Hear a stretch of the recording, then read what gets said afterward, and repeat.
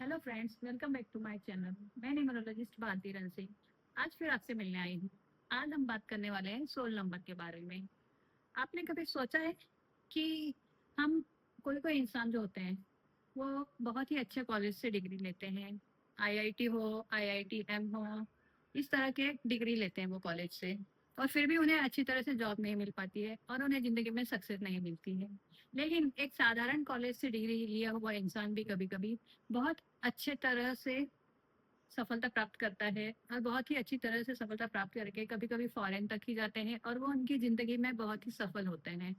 तो हम कभी-कभी सोचने में मजबूर हो जाते हैं कि मैंने भी उसी कॉलेज से एडमिशन लिया है, उसी कॉलेज में पढ़ाई की और मैंने भी उसी कॉलेज से पास आउट किया है, लेकिन मुझे सफलता नहीं मिल पाई और दूसरे इंसान जो मेरे से कम परसेंटेज होने के बावजूद भी आज बहुत ही अच्छे से सफलता प्राप्त कर चुका है और उसकी ज़िंदगी में बहुत ही अच्छे से सेटल है। तो इसके कुछ कारण होते हैं जो कि हमें पता नहीं होते हैं।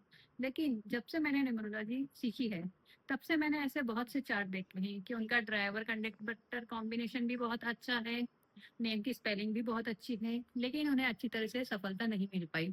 तो जब मैं इनके चार्ट का एनालिसिस करती हूँ, तब मेरे समझ में एक बात आई है कि उनका डेट ऑफ बर्थ तो बहुत अच्छा होता है, नेम की स्पेलिंग भी बहुत अच्छी होती है, लेकिन कंपैरिजन में जब हम चेक करते हैं तो एक इंसान के बर्थ चार्ट में 16 नंबर अवेलेबल होते हैं और एक इंसान के चार्ट में 16 नंबर अवेलेबल नहीं होते हैं।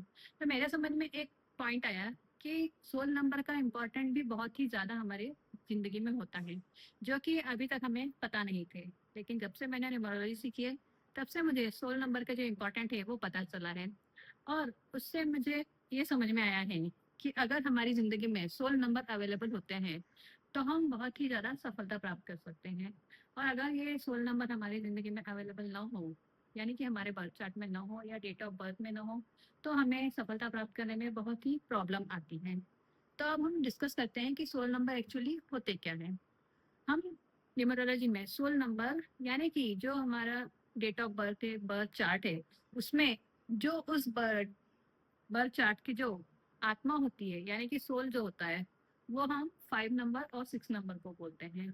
फर्स्ट नंबर पे 6 नंबर आता है जो कि वीनस का होता है और ये बहुत ही इसका जो पोर्टफोलियो होता है 6 नंबर का बहुत ही बड़ा होता है। सभी नंबर से सबसे बड़ा पोर्टफोलियो 6 नंबर का होता है, वीनस का होता है।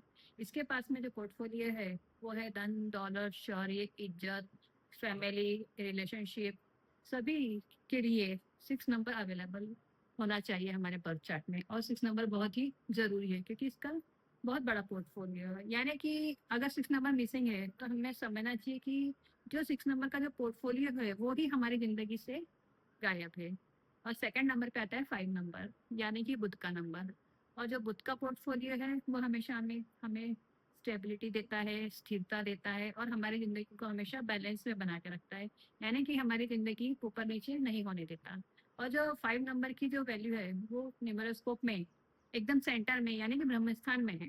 अगर सोचो कि घर का अगर ब्रह्म स्थान ही नहीं हो, तो फिर उस घर की क्या वैल्यू होगी? इसी तरह जब 5 नंबर हमारे न्यूमेरोस्कोप से या बर्थ चार्ट से गायब होता है, तो हमारा बर्थ चार्ट का जो ब्रह्म स्थान है वो ही नहीं होता है।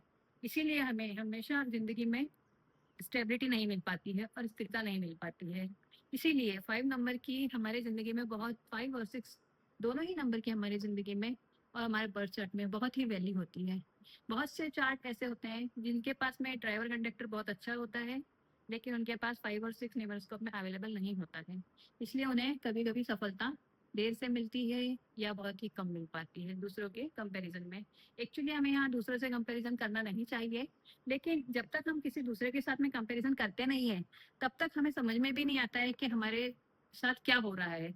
और हमें हमसे ज़्यादा या हमसे कम पढ़ाई करने के बावजूद, हमसे ज़्यादा परसेंटेज या कम परसेंटेज लेने के बावजूद भी दूसरों के साथ में जो सफलता मिलती है वो हमें क्यों नहीं मिलती है। अगर हमें ये पता हो तो फिर हम उसका सर्च करते हैं कि हमारे इसमें क्या प्रॉब्लम है, तब जाके हमें पता चलता है कि हमारे इसमें 16 नंबर्स अवेलेबल नहीं है।